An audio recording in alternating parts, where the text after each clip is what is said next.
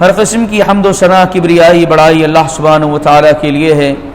بے شمار درود و سلام نازل ہوں اللہ کے برگزیدہ بندوں پر، انبیاء کرام علیہ الصلاۃ والسلام پر، خصوصاً ہمارے آخری نبی جناب احمد مجتبیٰ محمد مصطفیٰ صلی اللہ علیہ وسلم پر۔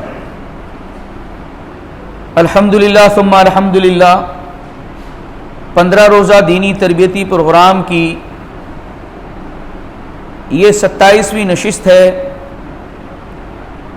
اور آج کی نشست کا موضوع وہی ہے جو پچھلے 2 نشستوں سے ہم دیکھتے چلے آ رہے ہیں سلسلہ وار، منہج سلف، منہج اہل حدیث۔ منہج اہل حدیث ہی منہج سلف ہی ہے، اور پچھلے 2 نشستوں سے ہم مسلسل اسی موضوع کو سمجھنے کی کوشش کر رہے ہیں کتاب و سنت اور اسلاف کے اقوال کی روشنی میں۔ پچھلے درس میں ہم نے 2 بنیادی اصولوں کو بھی ڈسکس کیا تھا۔ پہلا بنیادی اصول یہ ذکر کیا گیا کہ العلم قبل القول والعمل، علم حاصل کرنا ہے عمل کرنے سے پہلے اور بولنے سے پہلے۔ کسی کام کو کرنے سے پہلے شریعت کا یہ مطالبہ ہے کہ اس سلسلے میں علم حاصل کیا جائے، بولنے سے پہلے اس کے سلسلے میں صحیح ہے یا غلط ہے، شریعت کی روشنی میں ہے یا نہیں ہے، اس کا علم حاصل کرنا، اس پر بھی ہم بات کر چکے ہیں۔ اور دوسرا ایک اصول مسائل کے سلسلے میں علماء کی طرف رجوع کرنا، کیونکہ کتاب و سنت میں علماء کا جو مقام ہے وہ اللہ کے نبی صلی اللہ علیہ وسلم کی حدیث کی روشنی میں یہ علماء انبیاء کے وارث ہیں۔ لہذا جس طریقے سے انبیاء کرام علیہ الصلاۃ والسلام اللہ کے دین کو اللہ کے بندوں تک پہنچانے کے لیے آتے تھے، اسی مشن کو انبیاء کی جو وراثت ہے علماء کی طرف منتقل ہو جاتی ہے۔ لہذا علماء کی طرف مسائل کے سلسلے میں رجوع کرنا، منہج سلف کو جاننا اس قدر ضروری ہے کہ توحید اور ایمان یہ بھی اللہ کے یہاں پر قابل قبول نہیں ہے اگر وہ منہج سلف کے مطابق نہیں ہے۔ اللہ تعالیٰ نے قرآن میں ارشاد فرمائے کہ فَإِنْ آمَنُوا بِمِثْلِ مَا آمَنْتُمْ بِهِ فَقَدِ اهْتَدَوْا، اگر یہ لوگ صحابہ کے جیسے ایمان لائیں گے تب ان کا ایمان قابل قبول ہوگا اور یہ ہدایت پائیں گے، ہدایت یافتہ ہوں گے۔ اگر صحابہ کے جیسا انہوں نے ایمان قبول نہیں کیا ہے تو یہ ہدایت حاصل نہیں کر سکتے۔ اس کا مطلب ایمان بھی اللہ کے یہاں پر قابل قبول نہیں ہے جب تک کہ وہ منہج سلف کے مطابق نہ ہو۔ توحید بھی، عقیدہ بھی، عمل بھی منہج سلف سے اگر الگ ہے تو پھر اللہ کے یہاں پر وہ قابل قبول نہیں ہے۔ اور جو چیز جتنی اہم ہوتی ہے اس کو سمجھنا اتنا ہی اہم ہوتا ہے، اس کو جاننا اتنا ہی اہم ہوتا ہے۔ اس لیے مسلسل ہم اس کو کئی نشستوں، پچھلے 2 نشستوں سے دیکھتے آ رہے ہیں، اور آج بھی الحمدللہ اسی ٹاپک کو آگے بڑھانے کی ہم کوشش کریں گے، اور مزید کچھ اصول جانیں گے جو منہج سلف کے بنیادی اصولوں میں سے ہیں، جن کی وجہ سے منہج سلف دیگر سارے مناہج اور راستوں میں منفرد اور یکتا نظر آتا ہے، اور وہ کتاب اللہ سنت رسول اللہ سے کس قدر مطابقت رکھتا ہے، اس کو بھی ہم ان ٹاپکس کو جب کور کریں گے تو انشاءاللہ اس کو جاننے کی کوشش جانیں گے ہم۔ تیسرا اصول یہ ہے اہل بدعت سے بیزاری اختیار کرنا۔ یہ بہت اہم شے ہے، خاص طور سے ان لوگوں کے لیے جو کتاب اللہ سنت رسول اللہ کے مطابق زندگی گزار رہے ہیں، اللہ نے ان کو ہدایت سے نوازا ہوا ہے، کتاب و سنت کا فہم ان کے پاس ہے۔ ایسے لوگوں کو اپنے دین و ایمان اور عقیدے کی حفاظت کے لیے اس قسم کے لوگوں سے بہت شدت کے ساتھ پرہیز کرنا چاہیے، کیونکہ بدعت، اس کو ہم نے ایک الگ ٹاپک میں دیکھ چکے ہیں پہلے، بدعت کا لغوی معنی کیا ہے، اس کا اصطلاحی معنی کیا ہے۔ دین کے اندر کوئی ایسا کام کیا جائے جس پر پیارے نبی صلی اللہ علیہ وسلم کی مہر نہیں ہے، اللہ کی طرف سے مشروع نہیں ہے، اور وہ اس کو ثواب کی نیت سے کیا جا رہا ہے، تو وہ بدعت ہے، اللہ کے یہاں قابل قبول نہیں ہے، قابل رد ہے۔ اس قسم کی اس سوچ و فکر کو جو لوگ رکھتے ہیں، ایسے لوگوں سے پرہیز کرنا۔ بدعت اپنی سنگینی اور جرم کے اعتبار سے دو قسم میں تقسیم کی جا سکتی ہے۔ بدعت اچھی اور بری تو ہو ہی نہیں سکتی، لیکن کچھ کم بری اور کچھ زیادہ بری ضرور ہو سکتی ہے۔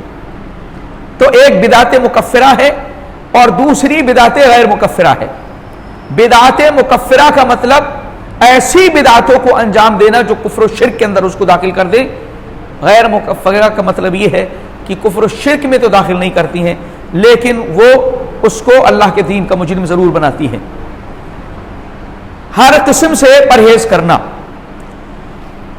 یہ ہیڈنگز اور یہ بنیادی اصول کیوں ہے سلف کا؟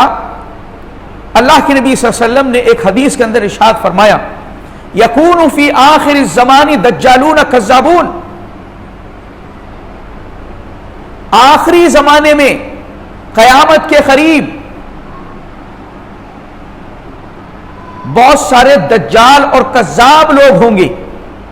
دجال کا مطلب دجل کرنا، کنفیوز کرنا، چیزوں کو گڑبڑ کر دینا، شک و شبے میں مبتلا کر دینا، اس قسم کے لوگ ہوں گے آگے، اور جھوٹ بولیں گے۔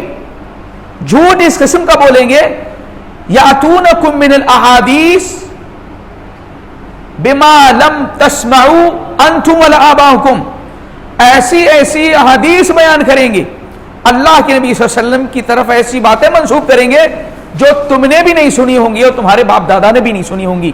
اللہ کے نبی صلی اللہ علیہ وسلم نے ایسے لوگوں کے سلسلے میں فرمایا کہ فَإِيَّاكُمْ وَإِيَّاهُمْ، تم ان لوگوں سے بچو، تم اپنے آپ کو بچاؤ ایسے لوگوں سے، ایسے لوگوں سے پرہیز کرو، ان کو اپنے سے دور رکھو اور تم بھی ان سے دور ہو جاؤ۔ یہی کہا گیا اہل بدعت سے بیزاری اختیار کریں، کیونکہ اللہ کے نبی صلی اللہ علیہ وسلم کا خود فرمان ہے کہ آخر میں قرب قیامت آگے آنے والے وقتوں میں ایسے لوگ ہوں گے جو تمہیں کنفیوز کرنے کی کوشش کریں گے، اور آپ نے فرمایا کہیں ایسا نہ ہو کہ تمہیں وہ گمراہ کر دیں، اور وَيُفْتِنُونَكُمْ، اور تمہیں کہیں فتنے کے اندر مبتلا نہ کر دیں۔ تو ایسے لوگوں سے پرہیز کرنا اپنے آپ کو بچانا اپنے دین اور ایمان کی سلامتی کا ضامن ہے۔ چونکہ منہج سلف ہے تو اسلاف کے اقوال بھی ہم برابر جاننے کی کوشش کریں گے۔ جو علماء ہیں سلف کے، انہوں نے اس طریقے کی باتیں سمجھائی ہیں، بتائی ہیں، کتاب و سنت کے جو فہم انہوں نے حاصل کیا ہے اس کی روشنی میں رہنمائی کی ہے آگے آنے والے لوگوں کے لیے، بعد میں آنے والے لوگوں کے لیے۔ اسی میں سے فضیل ابن عیاض رحمہ اللہ ہے، کہتے ہیں من وقر صاحب بدعت فقد اعان علی ہدم الاسلام، جس شخص نے صاحب بدعت کی، بدعتی کی توقیر کی، عزت و احترام کیا، تو گویا اسلام کو منہدم کرنے میں اس نے مدد کی ہے۔ ایسے لوگوں کی مدد کرنا، ایسے لوگوں کی تعظیم کرنا، ایسے لوگوں کی عزت کرنا، یہ سمجھ لیجئے اسلام کو نقصان پہنچانا ہے۔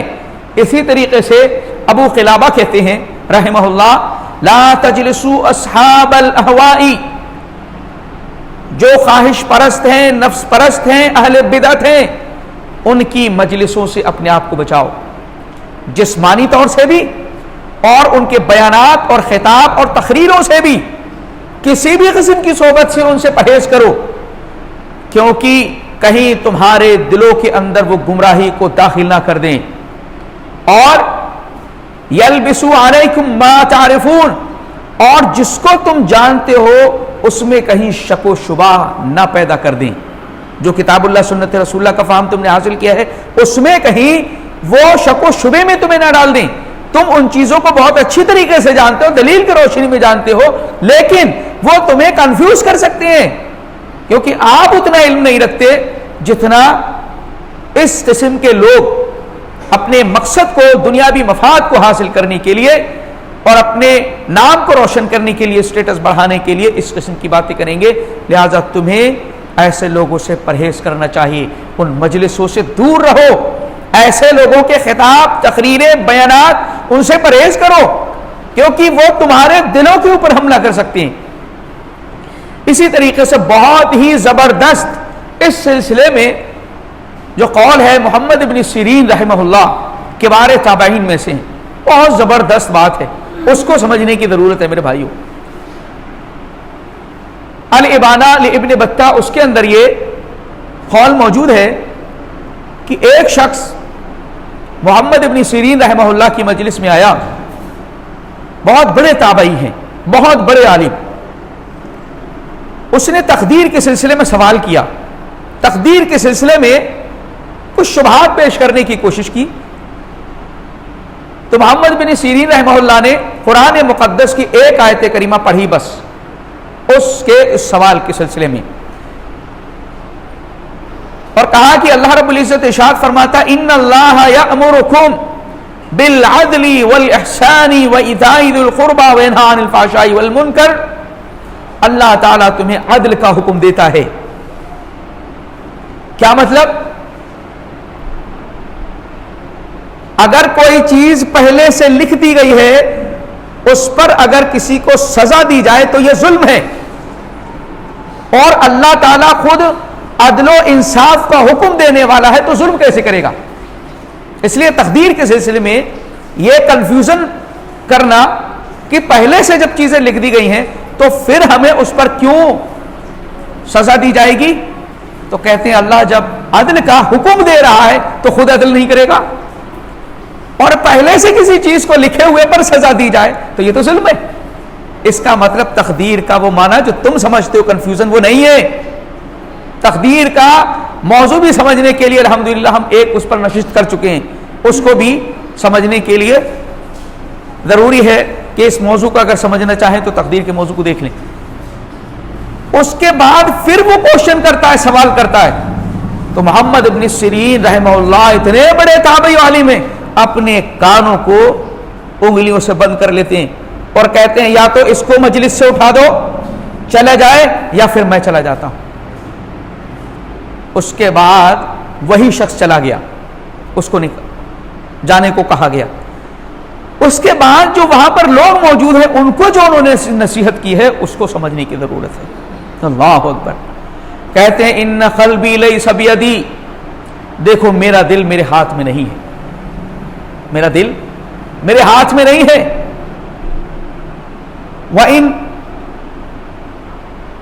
وَإِنْ خِفْتُ أَنْ يَنْفُسَ فِي قَلْبِي فَلَا أَقْدِرُ أَنْ أُخْرِجَهُ مِنْهُ، اور ممکن ہے کہ وہ شخص میرے دل کے اندر کوئی گمراہی ڈال دے اور میں اس کو نہ نکال سکوں، کیونکہ دل میرے اختیار میں نہیں ہے، دل اللہ رب العزت کے اختیار میں ہے۔ جب چیزیں پہنچتی ہیں تو دل پر اثر ہوتا ہے ان کا،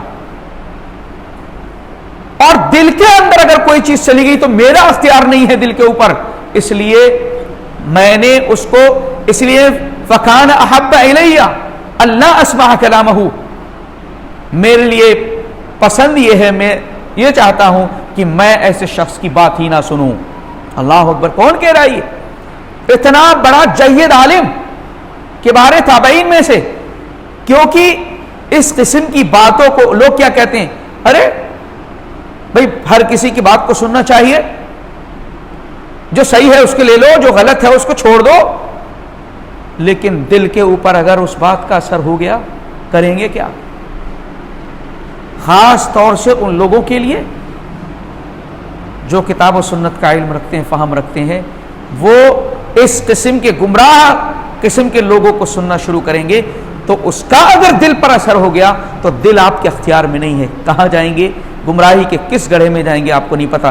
یہ تابعین کبار تابعین میں سے وہ نصیحت کر رہے ہیں، اور انہوں نے اپنے سلسلے میں یہ طرز عمل اختیار کیا ہے۔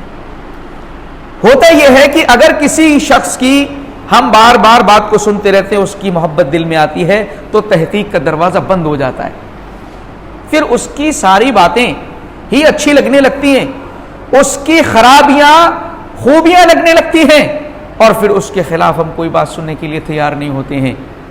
ایک شبہ اس قسم کا اور لوگ پیش کرتے ہیں ان کے لیے بھی کہ ہر آدمی کو آپ سننا چاہیں۔ لوگ کیا کہتے ہیں، بولے ہر آدمی کو سنو، جو اچھی ہے وہ لے لیا جائے۔ ارے شیطان سے جب لیا گیا ہے تو کسی سے بھی لے سکتے ہیں. شیطان سے آیت الکرسی کے سلسلے میں دلیل پیش کرتے ہیں. شیطان سے علم حاصل کیا گیا, شیطان سے وہ بات لی گئی, تو کسی کی بات لی جا سکتی ہے. لیکن شیطان کی جو بات حضرت ابو ہریرہ رضی اللہ تعالیٰ نے لی ہے, اس کی تحقیق کی تھی یا نہیں کی تھی؟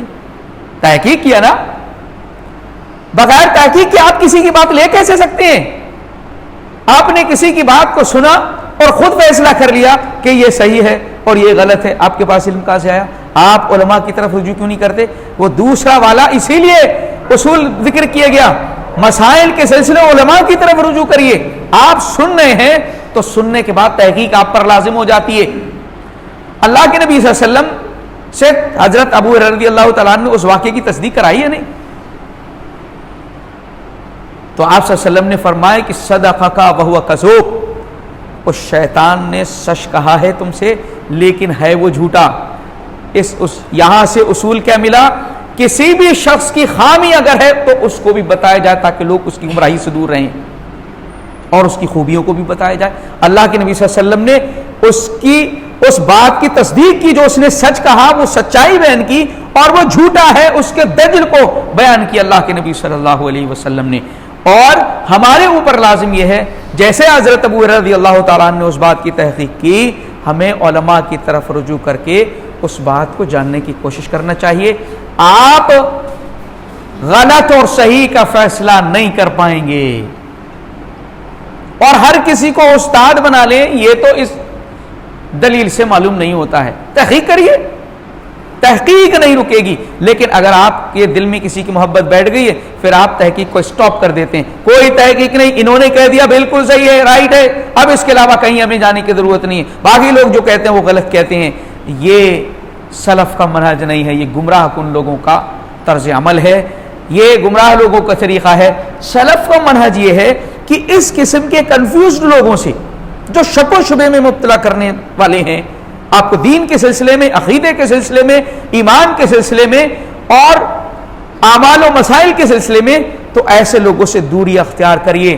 اور اگر ان لوگوں سے قریب جا رہے ہیں تو آپ علماء ربانیین سے قربت اختیار کریے اور ان سے اس کے سلسلے میں ڈسکس کرتے رہیے. ورنہ آپ سمجھ لیجئے دلوں کے اوپر چیزوں کا اثر ہوتا ہے اور دل آپ کے اختیار میں نہیں ہے. کہاں جا کر کے شیطان گمراہی کے اندر داخل کرے گا, ہم اس بات کا اندازہ نہیں ہے. لہذا سلف کا یہ بہترین اصول ہے, اور یہ پورا اسلاف امت کا, سلف صالحین کا یہ منہج رہا ہے کہ اس قسم کے لوگوں سے پرہیز کرے. کیونکہ اس دنیا میں اللہ تعالیٰ نے آپ کی یہ ذمہ داری نہیں رکھی ہے کہ ہر آدمی کو آپ سنتے رہیے. آپ کی ذمہ داری یہ ہے حق کو جاننے کی طلب, کوشش, طلب سب کچھ ہونا چاہیے, لیکن جب آپ کو حق مل جائے تو اس کی حفاظت کرنے کی بھی ذمہ داری آپ کی ہے, ورنہ اس کو جانے میں وقت نہیں لگتا ہے. اس لیے ہمارے اللہ رب العزت نے دعا سکھائی, ربنا لا تزغ قلوبنا بعد اذ ہدیتنا وہب لنا من لدنک رحمہ انک انت الوہاب. اے رب ہمارے, ہدایت دینے کے بعد تو ہمارے دلوں کو ٹیڑھا نہ کرنا, کیونکہ چیزوں کا, باتوں کا اثر دل پر ہوتا ہے, اور دل جب میلے ہو جاتے ہیں, دل میں کوئی غلط چیز فٹ ہو جاتی ہے, پھر تحقیق کے دروازے بھی بند ہو جاتے ہیں, پھر آپ اس کو ہی سچ سمجھنے لگتے ہیں.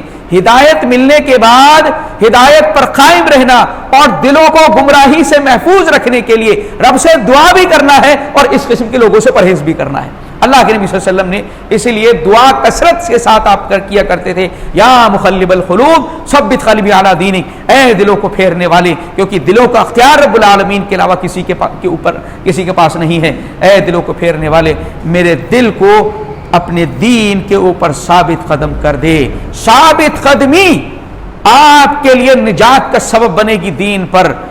اور آج کا دور فتنوں کا دور ہے, ہر شخص کچھ نہ کچھ بیان کیے جا رہا ہے, صحیح ہے, غلط ہے, کچھ ٹی آر پی کے لیے کر رہے ہیں, کچھ نام اپنا جو ہے کرنے کے لیے کر رہے ہیں, کچھ جو ہے پیسے دولت کمانے کے لیے کر رہے ہیں. ہر چیز الگ الگ مقاصد سے لوگ دین کی باتیں کر رہے ہیں اور لوگ اس سے متاثر ہو رہے ہیں. اس لیے سلف کا بہترین شروع سے اصول رہا ہے اس قسم کے لوگوں سے پرہیز کیا جائے. اسی کے ساتھ ایک چوتھا اصول سلف کا یہ ہے کہ دین کے سلسلے میں عقل کو معیار نہ بنایا جائے.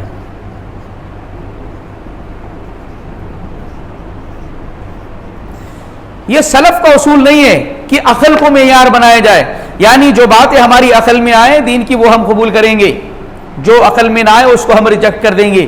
یہ سلف صالحین کا، صحابہ کا، تابعین، تبع تابعین، خیر القرون اور اس منہج اور اس راستے پر چلنے والوں کا اصول یہ نہیں ہے، بلکہ قرآن مقدس میں ایسے لوگوں کا اللہ تعالیٰ نے ذکر کیا ہے کہ والراسخون فی العلم، متشابہ چیزیں آتی ہیں جن کے سلسلے میں راستہ اور حق واضح نہیں ہے، شبہ والی چیزیں ہیں، کچھ محکم ہیں، تو اہل ایمان کا طرز عمل کیا ہے؟ والراسخون فی العلم، جو علم کے اندر مضبوط اور پختہ ہوتے ہیں، کہتے ہیں قل کل من عند ربنا، یہ سب کچھ ہمارے رب کی طرف سے ہے، ہم اس پر ایمان رکھتے ہیں چاہے ہمارے سمجھ میں آئے یا نہ آئے، کیونکہ ہماری سننے کی طاقت محدود ہے، دیکھنے کی طاقت محدود ہے، اس لیے ہماری عقل کی بھی دائرہ محدود ہے۔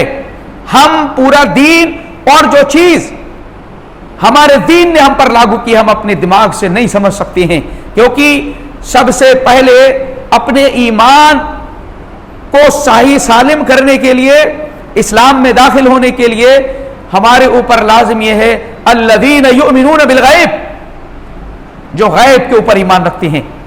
ہم قرآن مجید کی تعلیمات پر اس لیے عمل نہیں کرتے کہ ہم دیکھ کر کے یا سن کر کے کر رہے ہوں، بلکہ قرآن مجید پر عمل اور اس پر یقین اس لیے کرتے ہیں کہ یہ اللہ کی کتاب ہے، اس لیے نہیں کہ ہم دیکھیں اور سنیں اس کے بارے میں جانچیں اس کو، بلکہ اس لیے ہم اس پر ایمان رکھتے ہیں کہ رب العالمین کی طرف سے یہ کتاب ہے۔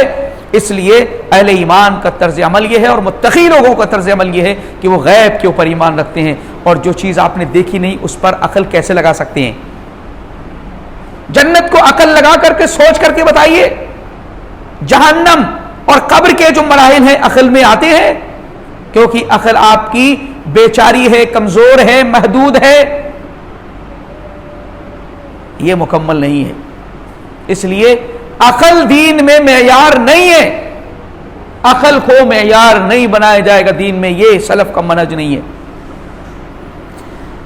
مثال سنت سے دیکھیں ایک دو، اللہ کے نبی صلی اللہ علیہ وسلم کو معراج ہوئی، آپ نے رات کے ایک حصے میں مختصر سے وقفے میں بیت الحرام سے، مسجد حرام سے مسجد اقصی تک کا سفر کیا، اور پھر وہاں سے آپ کو آسمانوں پر لے جایا گیا، اور آسمانوں کی سیر کر کے مختلف انبیاء سے ملاقات کر کے، رب العالمین سے باتیں کر کے، اور تحفے تحائف لے کر کے آپ آ گئے۔ صبح لوگوں سے آپ نے کہا کہ میں رات کو مسجد اقصی گیا، لوگوں نے مذاق بنا لیا، لوگوں نے مذاق بنانا شروع کر دیا، ارے یہ کیسے ہو سکتا ہے، یہ عقل میں نہ آنے والی بات نہیں ہے، جو سفر 40 دن کا ہو وہ رات کے ایک حصے میں مکمل کیسے ہو سکتا ہے؟ یہ عقل ہماری نہیں مانتی، سبحان اللہ۔ لیکن کفار کو سمجھ لگا کہ یہ ایک موقع مل گیا ہے نبی پاک صلی اللہ علیہ وسلم کو بدنام کرنے کا، آپس میں گردش کر رہی ہیں یہ باتیں۔ حضرت ابو بکر صدیق رضی اللہ تعالیٰ عنہ کے پاس بھی لوگ پہنچے، ابو بکر، اگر کوئی شخص کہتا ہے کہ میں رات کے ایک حصے میں مسجد اقصی گیا اور واپس آ گیا، کیا یہ بات سمجھ آتی ہے؟ مان لو گے اس کو؟ کہا نہیں، کہا یہی تو تمہارے ساتھی کہتے ہیں، کہا اگر محمد صلی اللہ علیہ وسلم کہتے ہیں تو یہ بات بالکل سچ ہے اور برحق ہے۔ کیوں؟ کیونکہ یہ تو بہت معمولی سی چیز ہے، میں تو اس سے بہت بڑی بات کو مانتا ہوں، جبرائیل دن میں کئی بار چکر لگاتے میرے نبی کے پاس، آسمانوں سے کئی بار چکر لگاتے ہیں جبرائیل، میں اس پر یقین کرتا ہوں، تو پھر یہ تو بہت معمولی سی شے ہے۔ انہوں نے اپنی عقل کو معیار نہیں بنایا۔ یہی تو اللہ نے فرمایا کہ منافقین کیا کہتے ہیں جب ان سے کہا جاتا آمنو کما آمن الناس، صحابہ کی طرح ایمان لاؤ، تو کہتے ہیں انؤمنو کما آمن السفہاء، ان بے وقوفوں کی طرح نہیں ایمان لائیں۔ بھائی اللہ اس کے رسول کی بات کو آنکھ بند کر کے مان لینا یہ صحابہ کا طریقہ ہے، لیکن جو گمراہ قسم کے لوگ ہوتے ہیں وہ اپنی عقل کو اس میں داخل کرتے ہیں۔ بھائی عقل میں آ رہی ہے بات تو ٹھیک ہے، نہیں آ رہی ہے تو بھائی ایسا ہو نہیں سکتا ہے۔ اللہ تعالیٰ نے قرآن مقدس میں حضرت موسیٰ علیہ السلام کے معجزات ہیں، دوسرے انبیاء کے معجزات ہیں، تو وہ اس قسم کی باتیں کرتے ہیں لوگ ان کے سلسلے میں کہ ارے ایسا کیسے ہو سکتا ہے، ایک لاٹھی سے پتھر کیسے ٹوٹ سکتا ہے؟ لیکن قرآن کہہ رہا ہے اس بات کو، اہل ایمان اس پر یقین رکھتے ہیں، ایمان رکھتے ہیں، لیکن جو عقل پرست لوگ ہیں وہ اس پر ایمان نہیں رکھتے۔ منہج سلف یہ ہے کہ عقل معیار نہیں ہے دین کے اندر۔ امام ذہبی رحمہ اللہ نے بڑی پتے کی بات کہی ہے، سلف صالحین میں سے ہیں، حدیث کی تحقیق پر بہت بڑا کام ہے آپ کا۔ کہتے ہیں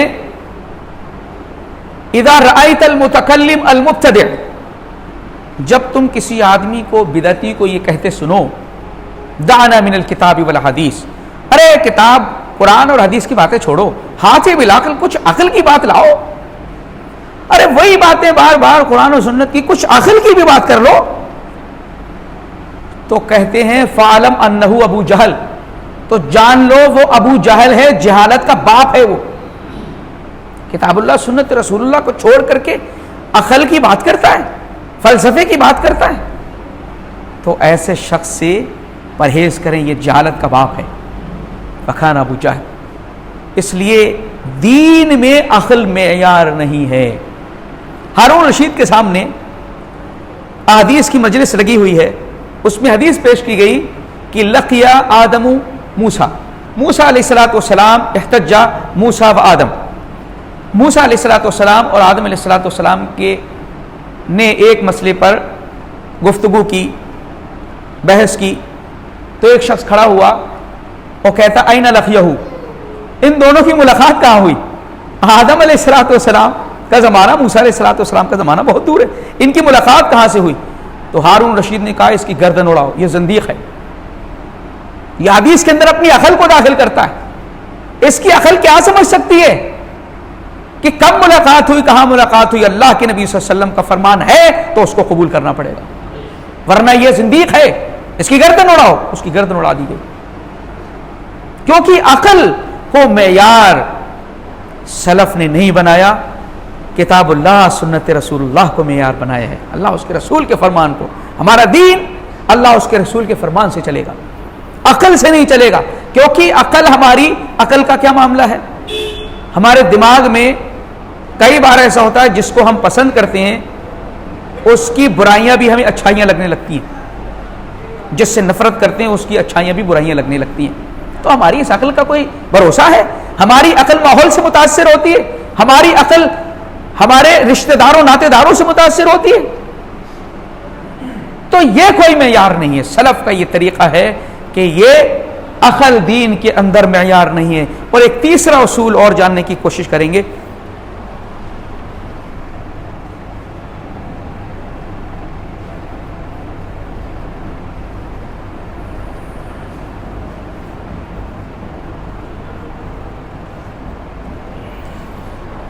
دعوت توحید کو برابر جاری رکھنا ہے۔ اللہ اکبر، زبردست اصول۔ توحید کی دعوت کو بریک نہیں کرنا ہے، بند نہیں کرنا ہے، اس دعوت کو برابر جاری رکھنا ہے، توحید کی دعوت، اور اتنا اس کو جاری رکھنا ہے تاکہ یہ دلوں کے اندر پیوست ہو جائے اور کبھی بھی غفلت طاری نہ ہو اللہ کی توحید سے۔ کچھ لوگوں کا کیا ہے، کچھ دنوں تک سنتے ہیں توحید پر بیان ہو رہا ہے، کچھ دن تک تو سمجھ میں آتا ہے، اس کے بعد کہتے ہیں ارے کیا یہی صرف توحید ہی ہے دین میں؟ سیاست ہے، خدمت خلق کے مسائل ہیں، اور غربت کے مسائل ہیں، غیر مسلموں کو دعوت دینے کے مسائل ہیں، رسم و رواج کو ختم کرنے کے مسائل ہیں، جہیز کا اس کو ختم کرنے کی چیزیں، صرف توحید ہی ہے۔ آپ سمجھ لیجئے اللہ کے اس دین کی جو عمارت ہے اس کی بنیاد توحید پر ہے۔ اگر توحید کھوکھلی رہ گئی، اس میں کمی و ناقص رہ گئی، تو باقی آپ جتنی محنت کرتے رہیے وہ آپ کو اس کا کوئی فائدہ ہونے والا نہیں ہے۔ آپ دیکھیں انبیاء کرام علیہ الصلوۃ والسلام کی دعوت کی اصل یہی ہے۔ جب نبی آتے تھے اس دنیا میں تو کیا صرف توحید ہی ان کی خراب ہوتی تھی، باقی مسائل نہیں ہوتے تھے؟ اللہ اکبر، آپ اس پر غور کریں، جب کسی قوم کی حالت بگڑتی ہے تو اس قوم کے اندر کیا ہوتا ہے؟ سماجی تانا بانا، رشتے ناتے، امیری غریبی، رسم و رواج، ظلم و زیادتی، قتل، غارت گری، شراب، جوا، یہ ساری برائیاں آتی ہیں جب کوئی قوم گمراہ ہوتی ہے. اور یہاں تک کہ اللہ کی توحید کو بھی وہ شرک کے اندر تبدیل کر دیتے ہیں. اللہ پیغمبروں کو بھیجتا ہے تو شروعات کہاں سے ہوتی ہے؟ وَلَقَدْ بَعَثْنَا فِي كُلِّ أُمَّةٍ رَسُولٍ، ہم نے ہر امت میں رسول بھیجا اور سب کو دو باتیں سکھائیں.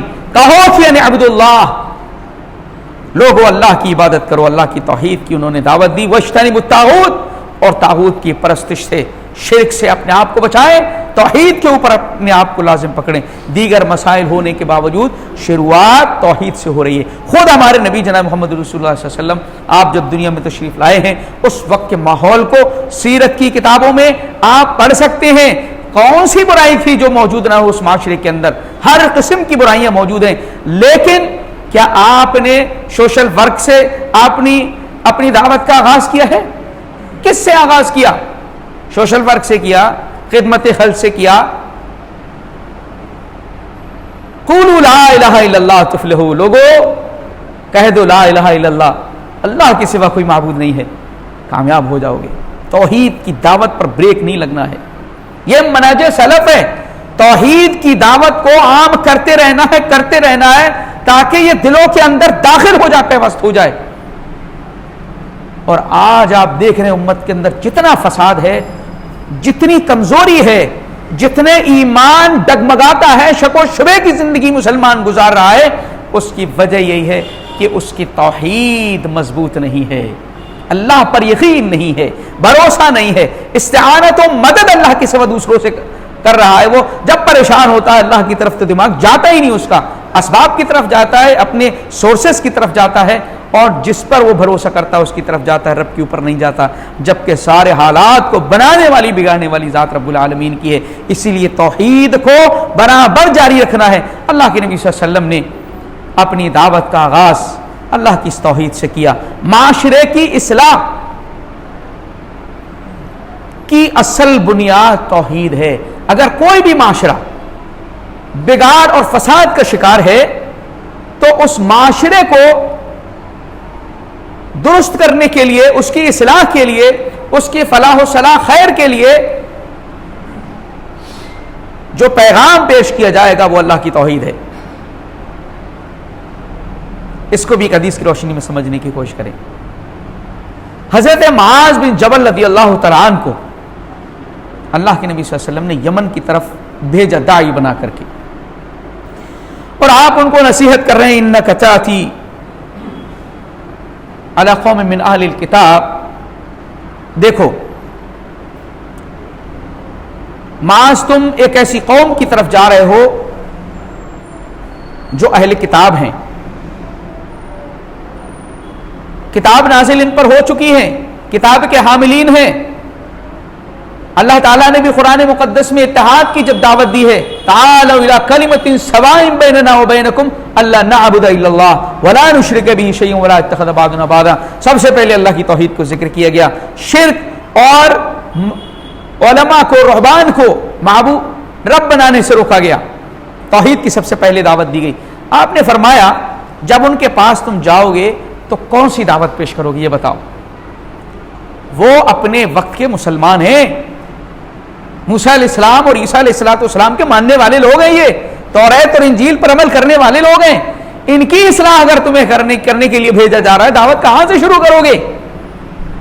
فَلْيَكُنْ أَوَّلَ مَا تَدْعُوهُمْ إِلَىٰ أَن يُوَحِّدُوا اللَّهَ.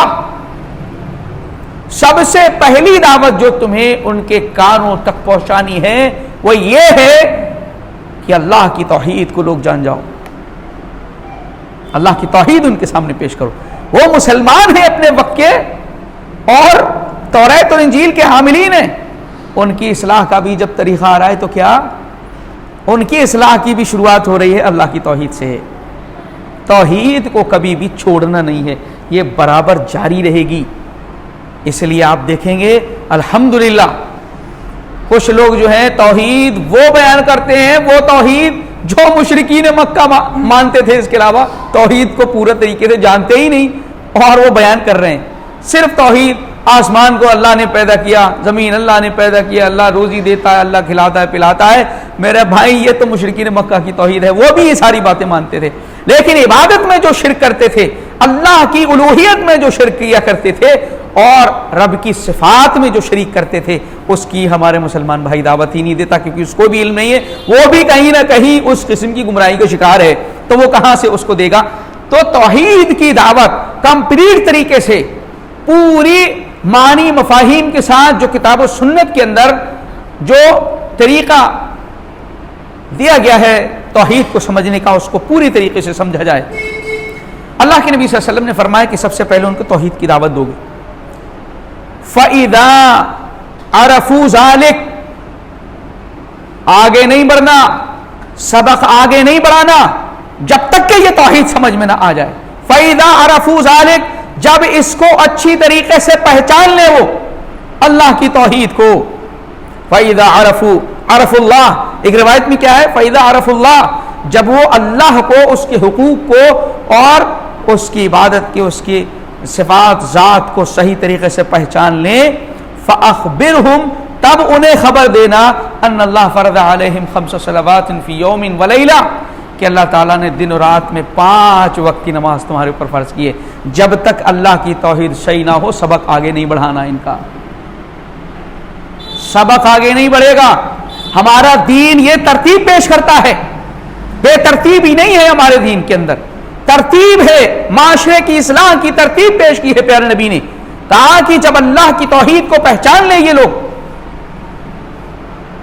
پھر ان کو بتانا کہ اللہ نے 5 وقت کی نماز فرض کی ہے, اللہ کے حق کو سب سے پہلے ذکر کیا گیا ہے,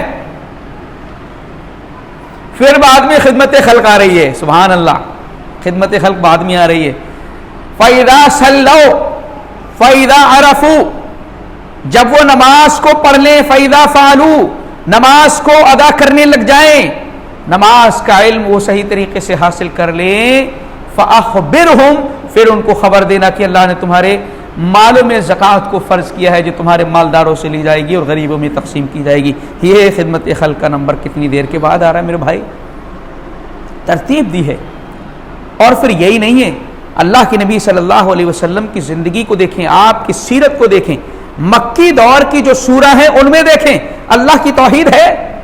مدنی دور کی سورہ میں توحید نہیں ہے کیا؟ ان سورتوں میں توحید نہیں ہے؟ اور آپ نے تو اپنی زندگی کے آخری ایام تک اللہ کی اس توحید کو بیان کیا ہے. آپ نے آخری ایام میں جب آپ بیمار ہیں, کبھی چادر اپنے چہرے پر ڈالتے ہیں اور کبھی چادر بے چینی کی وجہ سے ہٹاتے ہیں, اس وقت جب آپ کو کچھ سکون اور آرام ہوتا ہے کہتے ہیں لعنت اللہ علی الیہود اتخذوا قبور انبیاء مساجدہ, کہ اللہ کی لعنت ہو یہود و نصارہ پر, انہوں نے انبیاء کی خبروں کو سجدگاہ بنا لیا. اللہ کی توحید کو, اس کے معنی اور مفہوم کو آپ سمجھاتے رہے پوری زندگی. اور آپ کے سامنے اس بات کا مطالبہ کیا گیا کہ اللہ کے نبی, لوگ اپنے بادشاہوں کو سجدہ کرتے ہیں, اپنے رہنماؤں کو سجدہ کرتے ہیں, آپ اللہ کے نبی اس بات کے زیادہ مستحق ہیں کہ ہم آپ کو سجدہ کریں, آپ سے زیادہ ہم کسی کو محبت نہیں کرتے.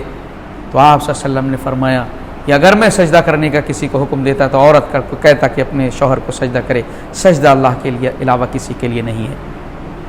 اللہ کی توحید آپ بیان کر رہے ہیں برابر. ایک شخص نے مجلس میں کہا ماشاء اللہ وشاء محمد, جو اللہ چاہے اور محمد صلی اللہ علیہ وسلم چاہیں. آپ صلی اللہ علیہ وسلم نے فرمایا نہیں, سبحان اللہ, پاک ہے اللہ کی ذات, تو نے مجھے اللہ کا شریک بنا دیا, برابر کر دیا. ماشاء اللہ ثم شاء, یعنی پہلے اللہ چاہے پھر اس کے بعد کسی کی چاہت کو ذکر کیا جائے گا. ایک صحابی نے اللہ کے نبی صلی اللہ علیہ وسلم کی خدمت مجلس میں ہی کہا من یطع اللہ ورسولہ فقد رشد, جس نے اللہ اس کے رسول کی اطاعت کی وہ ہدایت پا گیا. ومن یعصہما فقد غوی, جس نے ان دونوں کی نافرمانی کی وہ گمراہ ہو گیا. اللہ کے نبی نے فرمایا بیس الخطیب انت, ارے تو بہت برا خطیب ہے. کیا بات کرتا ہے؟ تو نے مجھے اور اللہ کو ایک میں ملا دیا. کہنا چاہیے تھا وَمَن يَعْصِ اللَّهَ وَرَسُولَهُ، لیکن اس نے کیا کیا؟ وَمَن يَعْصِهِمَا پروناؤن کے ساتھ دونوں کو ذکر کر دیا ایک میں. تو اللہ کے نبی صلی اللہ علیہ وسلم نے فرمایا اس کو بھی آپ نے برداشت نہیں کیا. اللہ کی توحید کو سمجھاتے رہے آپ پیارے نبی صلی اللہ علیہ وسلم. اسی کے ساتھ ساتھ توحید آپ نے شروع میں بھی پیش کی ہے، بیچ میں بھی اپنی زندگی کے پیش کی ہے، اور سب سے آخر میں بھی توحید کو پیش کیا اور کہا من کان آخر کلامہ لا الہ الا اللہ دخل الجنہ، جس کا آخری کلمہ لا الہ الا اللہ ہو وہ جنت کے اندر داخل ہو جائے گا. پہلی دعوت توحید سے شروع ہو رہی ہے اور اختتام بھی توحید پر ہو رہا ہے. درمیان میں توحید کو آپ نے بریک نہیں دیا کبھی بھی. لیکن ہمارا حال کیا ہے؟ کچھ دن تو برداشت کرتے ہیں توحید کو، اس کے بعد گھٹن محسوس ہونے لگتی ہے، کیا شکن پیشانی پر بل پڑ جاتے ہیں، کیا بار بار یہی توحید کو بیان کرتے رہتے ہیں. ایسے لوگوں کے سلسلے میں رب نے کیا کہا؟ وَإِذَا ذُكِرَ اللَّهُ وَحْدَهُ اشْمَأَزَّتْ قُلُوبُ الَّذِينَ لَا يُؤْمِنُونَ بِالْآخِرَةِ. اس آیت کریمہ کو سمجھیے اس کانٹیکس میں. جب خالص اللہ کا، تنہا اللہ کا ذکر ان کے سامنے کیا جاتا ہے تو جو آخرت پر ایمان نہیں رکھتے، یہ بہت ہی معنی خیز ہے، آخرت پر ایمان نہیں رکھتے، ان کے دلوں کے اندر تنگی محسوس ہونے لگتی ہے. اللہ اکبر. اللہ کی توحید کو وہی بیان کرے گا، اللہ کی وحدانیت کو وہی کھول کر کے بیان کرے گا جس کو آخرت میں ملنے کی کچھ امید ہے. لیکن جس کو دنیا میں ریا و نمود چاہیے، جس کو دنیا میں شہرت چاہیے، جس کو دنیا میں اسٹیٹس بڑھانا ہو، تو لوگوں کے حساب سے موضوعات کو چنے گا، وہ منتخب کرے گا.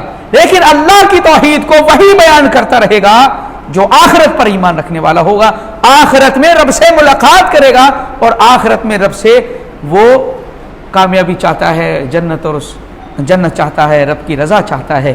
جو آخرت پر ایمان رکھے گا وہ کبھی بھی اللہ کی توحید سے اکتائے گا نہیں، کیونکہ آخرت ہی اصل ہے، دنیا کی زندگی کی کوئی حقیقت نہیں، یہ صرف دھوکہ ہے اور چند روزہ ہے. ہمارے دین نے ترتیب پیش کیا ہے، دعوت و تبلیغ، معاشرے کی اصلاح، اس کی ترتیب پیش کی ہے. جب تک اللہ کی یہ توحید صحیح نہ ہو جائے، اسی حدیث کو پھر سے میں لے کر کے واپس آنا چاہ رہا ہوں. ہمارے دین نے ترتیب بھی بتائی ہے، تدریج بھی بتائی ہے اور ترجیح بھی بتایا ہے. ترتیب کا مطلب آپ کو سیکوینس سے 1 by 1 چلنا ہے آگے. اللہ کی توحید، آپ صلی اللہ علیہ وسلم نے معاذ بن جبل رضی اللہ تعالیٰ سے کیا کہا؟ جب اس اللہ کی وحدانیت اور اس کی توحید کو صحیح طریقے سے جان جائیں تب ان کو بتانا نماز کے سلسلے میں. یہ ہے ترتیب، اور بتدریج چلنا ہے. پہلے دیکھیں اللہ کی توحید کو ذکر کیا، پھر نماز کو ذکر کیا، پھر زکوٰۃ کو. یہ ترتیب ہے، ایسے چلنا ہے آپ کو. اور پھر اس کے بعد تدریج بتایا ہے، جب تک کہ توحید صحیح نہ ہو جائے نماز پر نہیں آؤ، نماز صحیح نہیں ہو جائے زکوٰۃ پر نہیں آؤ. یہ ہے اصلاح کا، معاشرے کی اصلاح کا طریقہ. تدریج دیا ہے ہمارے دین نے، اس کے علاوہ ترجیح دیا ہے. یعنی ترجیح کس کو حاصل ہونا چاہیے؟ جو سب سے اہم مسئلہ ہے اس کو سب سے پہلے، پھر اس سے کم جو اہم ہے اس کو اس کے بعد لے کر کے آئیے. پہلے اللہ کے حق کو ذکر کیا گیا، پھر بندوں کی اور خدمت خلق کو ذکر کیا گیا، بندوں کے حقوق کو ذکر کیا گیا ہے. اللہ کی توحید کو ترجیح دیا ہے سارے مسائل اور ٹاپکس پر.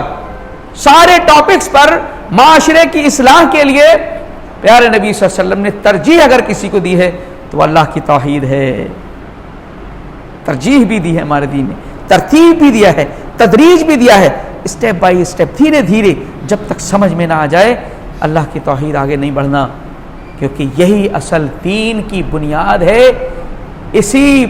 یہی اسلام کی جڑ و بنیاد ہے. اگر یہ کھوکھلی رہ گئی تو پھر آگے کے سارے معاملات کھوکھلے ہی ہوں گے. منہج سلف یہ ہے کہ دعوت توحید کو برابر کنٹینیوس جاری رکھنا چاہیے، اس میں غفلت نہیں کرنا ہے. اللہ کی اس توحید کو پیچھے نہیں چھوڑنا ہے، کیونکہ یہ ایک ایسا ٹاپک ہے، اس میں جب کوتاہی ہوتی ہے کمی ہوتی ہے تو لوگوں کا اللہ پر بھروسہ اور یقین کمزور ہو جاتا ہے، کیونکہ دنیا اور اس کے فتنے، خواہشات نفس، شیطان، یہ سب چیزوں کا غلبہ اس کو گھیر کر کے اللہ ہی سے دور کرنے کے لیے، تو شیطان کا ایک ہی مقصد ہے کہ رب سے اس کو دور کیا جائے، اور ہم اسی ٹاپک کو کمزور چھوڑ دیں جس پر شیطان سب سے زیادہ محنت کر رہا ہے، اسی ٹاپک پر ہم کمزوری کا اظہار کر دیں تو شیطان کے کام کو تو میرے بھائی آسان کر دیا نا ہم نے۔ شرک پر سارا زور ہے، اس کا شرک میں مبتلا کرو، اللہ کی توحید میں فساد جو ہے پیدا کر دو، شرک کراؤ، ان سے توحید سے دور کرو۔ یہ شیطان کی پرائرٹی ہے، سب سے پہلی کوشش، سب سے زیادہ جدوجہد اسی پر ہے۔ اب اسی کو ہم چھوڑ جائیں۔ اب آپ دیکھیں شرک کے سلسلے میں کون بول رہا ہے؟ سب سے بڑا جرم بتا دیا قرآن میں، لا یغفر ان یشرک بہ ویغفر ما دون ذلک، اللہ اس شرک کو کبھی معاف نہیں کرے گا۔ اتنا بڑا جرم، لیکن اس پر کوئی چرچا نہیں ہے، اس کا کہیں تذکرہ نہیں ہے، اس کو کہیں جاننے کی کوشش نہیں ہے شرک کیا ہے۔ ارے شرک ہم کر تو نہیں رہے ہیں، شرک ہمارے پڑوس میں تو نہیں ہو رہا ہے، شرک ہمارے بغل میں تو نہیں ہو رہا ہے، اس کو جاننے کی کوئی کوشش نہیں ہے۔ اور توحید، ارے توحید، مسلمان نے کلمہ پڑھ لیا توحید آ گئی، سبحان اللہ۔ ایسی توحید منافقین کے پاس بھی تھی، ومن الناس من یقول آمنا باللہ، منافقین کہتے ہیں ہم اللہ پر ایمان لائے، آخرت پر ایمان لائے، اللہ کہہ رہا ہے یہ مومن نہیں ہے۔ صرف کہنے سے تھوڑی مسلمان ایمان والا ہو جاتا ہے، جب تک کہ اس کے اصولوں، ضابطوں، اس کے جو قاعدے قانون ہیں، حقوق ہیں، فرائض ہیں، ذمہ داریاں ہیں، جب تک نہیں سمجھیں گے، جب تک ہمارے زندگی کا وہ حصہ نہ بن جائے، تب تک ہم اس بات کو کبھی بھی کمزور نہیں کر سکتے، نہ اس سے توجہ کو ہٹا سکتے ہیں۔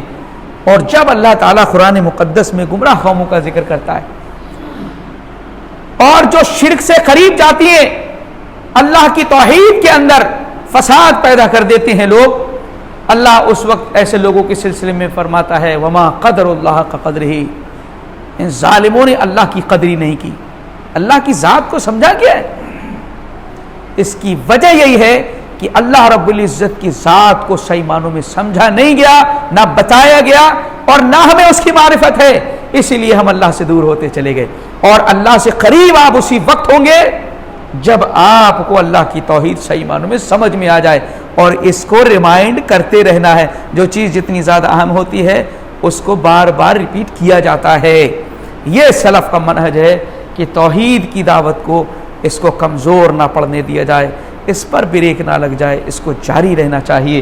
اور چوتھا اصول، عقل کو معیار نہیں ہے۔